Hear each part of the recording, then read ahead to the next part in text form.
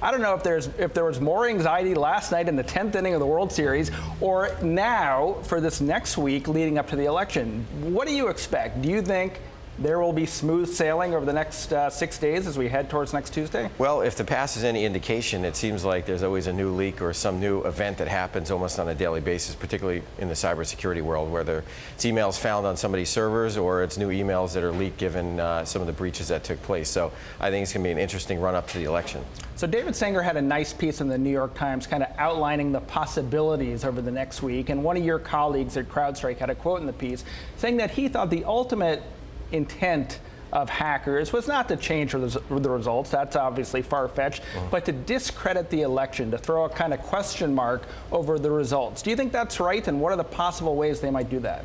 Well, I think in general, when you look at what transpired and some of the work that we've done, and certainly some of the work that the government has done to come out and name Russia as one of the actors involved here, I think that's part of the mode of operation that's been done in the past. Cyber is just a new medium, but in the past, whether it was in the 50s, 60s, 70s, it was a similar methodology in terms of trying to introduce chaos where you can.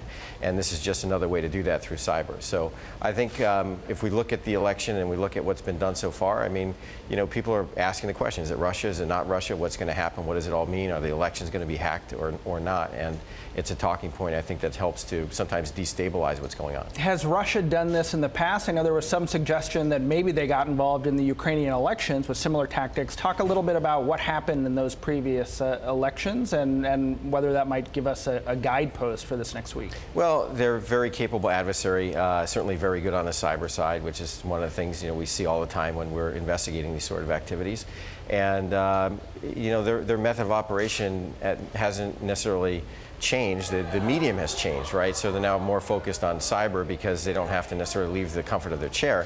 But when you look at the methods, whether it's a piece of malware or whether it's a phishing attack, it's all available on the internet, and they're taking advantage of all that data. Is it simple enough to say that they are trying to support the candidacy of Donald Trump, or are they basically trying to throw the U.S. election system itself into chaos? Well, like most governments, they collect lots of information. If you look at all the emails, whether they're classified or not classified, things like collecting what's happening behind the scenes and understanding where the wind is blowing is very important for them. So that collection mechanism is not necessarily unique. It's what you do with that data. And I think what has been very unique in this case is the fact that it now has ended up on the internet, and people are free to look at it. And does that influence the election one way or another? We'll see.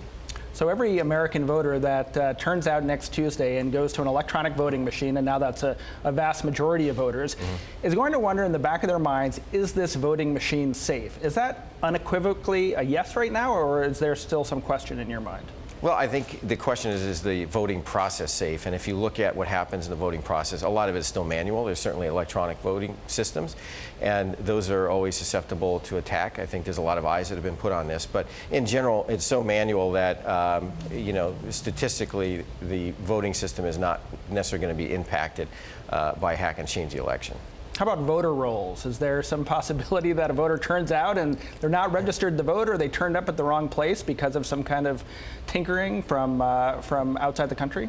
Well, I think that's always a possibility. If you look at how easy it is to actually break into these systems and sort of the lack of security that exists in the environment today from legacy technology, it's very easy to get in. And could they manipulate those sort of roles? Absolutely. Will it happen? Will it make a meaningful difference? Don't know.